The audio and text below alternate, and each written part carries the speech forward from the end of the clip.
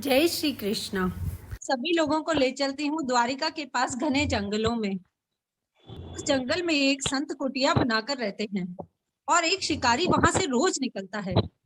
बेचारा बिना पढ़ा लिखा है, अनपढ़ है, जंगल में रहता है, पर एक बात जरूर जानता है कि रोज रोज जब भी निकलता है तो संत के चरणों में प्रणाम करता है और फिर आगे शिकार पकड़ने जाता है। एक दिन शिकारी उधर से निकला, जैसे ही संत के चरणों में प्रणाम किया, बोला, बाबा, मैं तो मृगों को पकड़ने के लिए जाता हूँ, उनका शिकार करता हूँ। आप किसका शिकार करने के लिए इस जंगल में बैठे हैं बरसों से? बाबा ने कभी ऐसे सवाल की उम्मीद नहीं की थी। आंखों से आंसू झरझर कर बहने लगे। बोले, मैं कृष्ण का शिकार करने के लिए जंगल में बैठा हूँ। अब शिकारी को तो कुछ भी समझ में नहीं आया। बोले, कौन कृष्ण है बाबा? आप मुझे बताइए ना, आप रोते क्यों हैं? मैं आपके लिए उसका शिकार करके लाऊंगा। संत हंसने लगे। बोले, बेटा, उसका शिकार कैसे करोगे?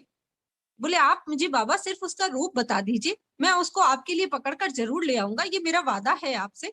और मैं भूखा प्यासा रहूंगा, जब तक उसको पकड़कर नहीं लाऊंगा। मैं आपके शिकार को लाए बिना जल भी ग्रहण नहीं करूंगा। आप मुझे बस उसके रूप का वर्णन कर दीजिए। अब बाबा ने कृष्ण के मनोहरी रूप का वर्णन किया। कृष्ण का स्वरूप बहुत सुंदर है बेटा। घुंघराले बाल हैं, सांवला शरीर है, साथ में गायें रखता है, बांसुरी बजाता है, गले में बैजंती माला पहनता है, पैर में घुंघरू पहनता है और माथे पर मोर का मुकुट लगाता है। अब शिकारी को बेचारे को कुछ तो समझ आया नहीं, बस एक ही बात समझ आ गई कि माथे पे मोर का मुकुट लगाता है, क्योंकि वो तो जानवरों का शिकार करता था। तो बस उसने ये ठान लिया कि कोई मोर का मुकुट लगा के आएगा और मुझे उसको पकड़कर बाबा के चरणों में समर्पित कर देना है। अपना जाल उठाकर जंगल में चल दिया। बैठ गया जंगल में, घनघोर जंगल में उसने जाल बिछा लिया। एक दिन निकल गया, भूखा प्यासा बैठा, 2 दिन निकल गए, 3 दिन निकल गए। बेचारा बार बार उठकर झांकता, कोई तो आए जिसने मोर का मुकुट लगा रखा हो। बार बार बाबा के वचनों को याद करता, एक सांवला बालक आएगा, पैरों में घुंघरू के झनकार लिए आएगा। अब उधर स्वर्ग में हलचल मच गई। 3 दिन से भूखा प्यासा कोई बैठा है। कृष्ण तो उसकी सहज सरलता पर रीझ ही गए और छोटे बालक का रूप धारण किया, हाथ में बांसुरी ली, मोर का मुकुट लगाया और चल दिए। जाकर शिकारी के सामने प्रकट हो गए और खुद ही जाकर उसके जाल में बैठ गए। शिकारी ने जैसे ही आंखें खोलकर देखा, ओहो, इतना सुंदर बालक, मोर का मुकुट सर पर लगा रखा है। उसकी तो पलकें झपकना ही बंद हो गया और शाम के जाल में वो खुद फंस गया। आप पलक दृष्टि हटाए देखता रहा, आंखों से आंसुओं की धाराएं बहने लगी और उसकी चेतना लुप्त हो गई। जैसे ही होश आया तो याद आया कि ये तो बाबा का काम था।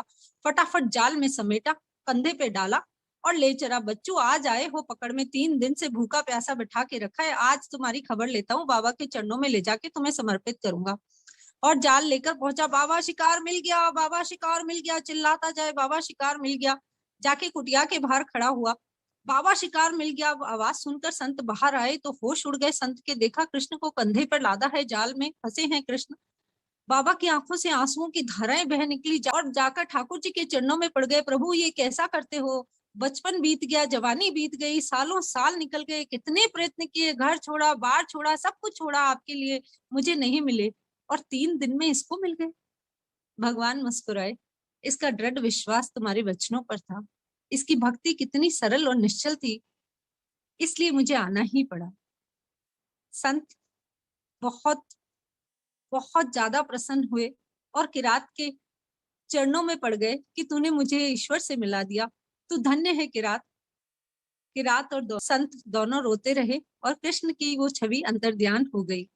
दोस्तों, जब हम सुबह उठकर अपने बड़ों को प्रणाम करते हैं या संतों को प्रणाम करते हैं तो ये सहज भाव ही हमारे जीवन में आ जाता है। हमारे पुराण कहते हैं कि आयु, विद्या, बल और यश स्वतः ही आपके पास चल कर आ जाते हैं जब हम बड़ों के चरणों में प्रणाम करते हैं।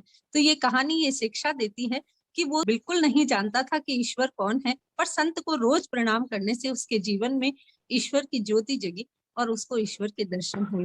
जय श्री कृष्ण।